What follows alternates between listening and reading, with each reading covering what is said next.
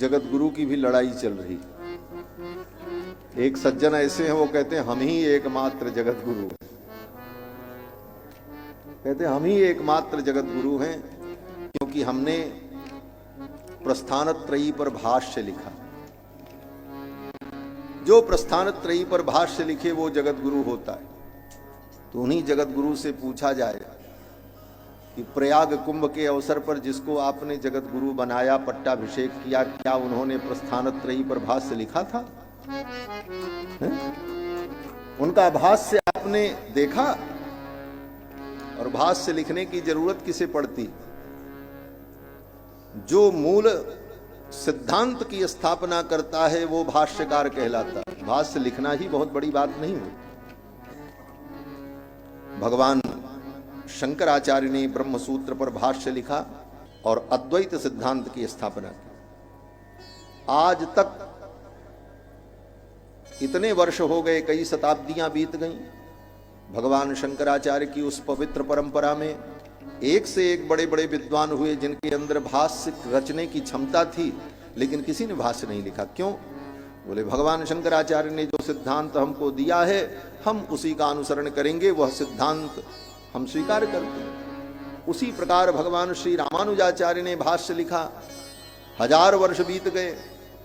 श्री वेदांत देशिक स्वामी वरदाचार्य, लोकाचार्य वरबर मुनिस्वामी जैसे महापुरुष हुए, लेकिन किसी ने भाष्य नहीं लिखा।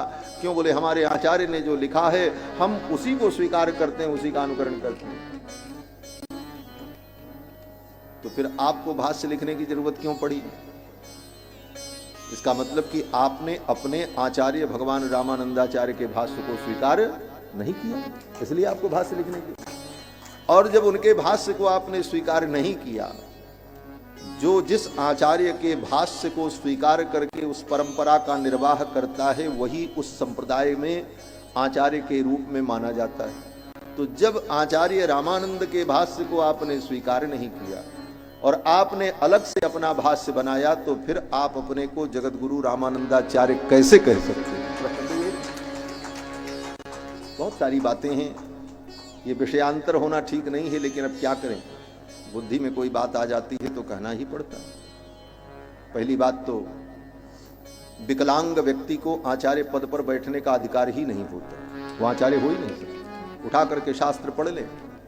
अंगहीन, क्षण, नपुंसक, इनको आचार्य बनने का अधिकार ही नहीं। तो ऐसे लोग जब आचार्य बनेंगे तो इसी तरह उपद्रव खड़ा होगा समाज में, जो उपद्रव आज खड़ा है।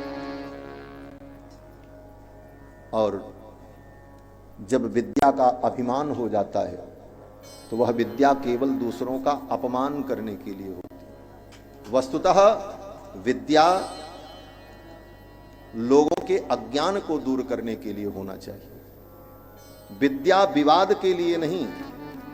विद्या विवादाय धनम मदाय शक्ति ही परेशान परिपीडनाय खलस्य साधोः विपरीतमेतत् ज्ञानाय दानाय च रक्षणाय।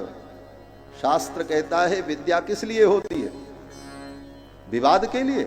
अगर विवाद के लिए विद्या है कि हम बहुत बड़े विद्वान हैं, हमारे सामने वो संस्कृत नहीं बोल सकते, हमारे सामने एक शब्द नहीं बोल सकते, बोले तो ये विद्या विवाद के लिए अगर तुम्हारे पास है तो वो विद्या खल की विद्या है।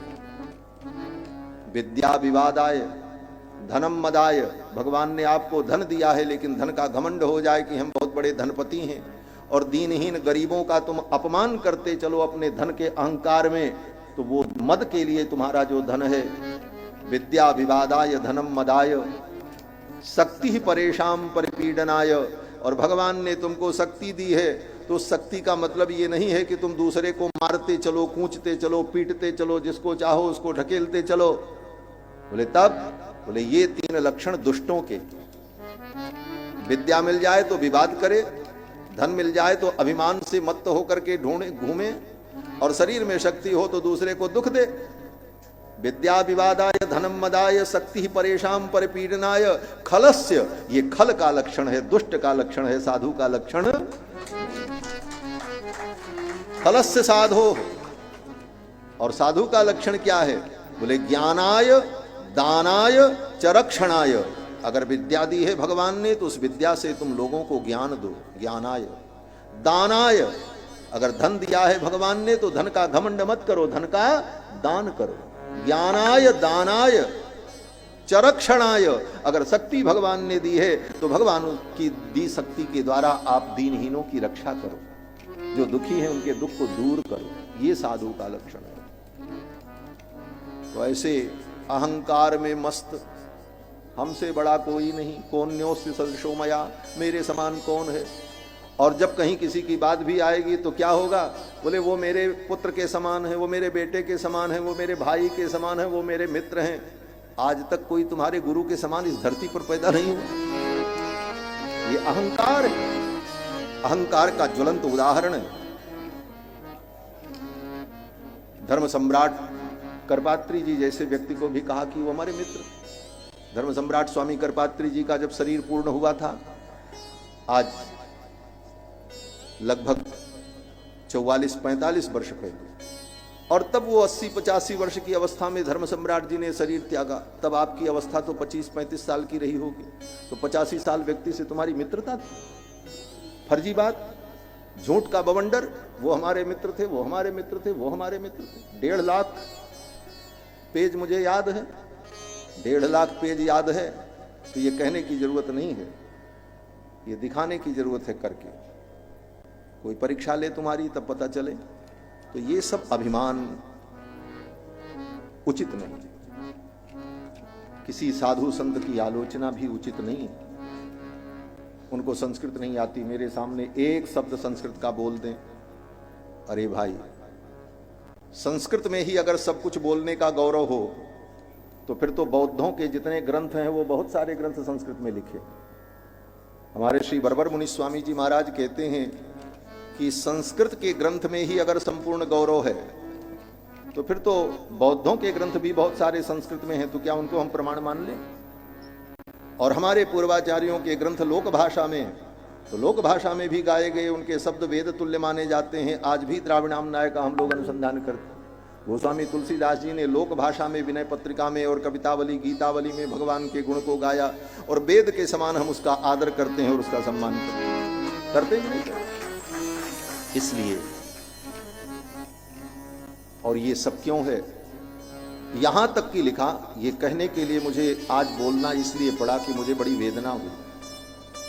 जिस ब्रह्म सूत्र के भाष्य की वो बात करते हैं कि मैंने भाष्य लिखा, वो भाष्य क्या है सामान्य आदमी तो नहीं जान पाता, लेकिन विद्वान तो जानते हैं कि वो केवल कचड़ा है और कुछ नहीं।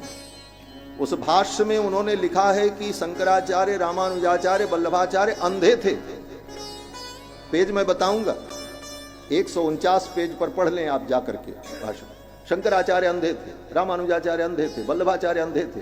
अंधे तो तुम हो, अंधे को सारी दुनिया अंधा दिखाई पड़ती। इतने बड़े महापुरुषों के ऊपर इतना बड़ा कटाक्ष, वो अंधे थे। इसलिए ये अभिमान पतन का हेतु होता है। सारी कीर्ति नष्ट हो जाती है जीवन में ही व्यक्ति की। इसलिए अभिमान से रहित होकर भगवान गोविंद के चरणों की भक्ति कर, भगवान के चरणों में प्रेम हो और सब में भगवत दर्शन हो। अगर सब में भगवान दिखने लग जाएंगे, सिय राम में सब जग जानी, करो प्रणाम जोर जुग पानी, तो किसका विरोध करोगे? क्यों करोगे? क्यों विरोध? हनुमान जी महाराज कहते हैं, निज प्रभु मैं देखहि जगत के हिसन करहि विरोध। निज प्रभु मैं देखहि जगत। गोस्वामी जी महाराज कहते हैं, निज प्रभु मैं देखहि जगत के हिसन करहि विरोध। इसलिए बंधुओं, इस प्रकार से भगवान के चरणों में अपने मन को लगाना चाहिए और किसी भी आचार्य, परंपरागत आचार्य की निंदा अहंकार में पड़कर करना, यह सनातन धर्म का, सनातन धर्म के ह्रास का कारण बनेगा।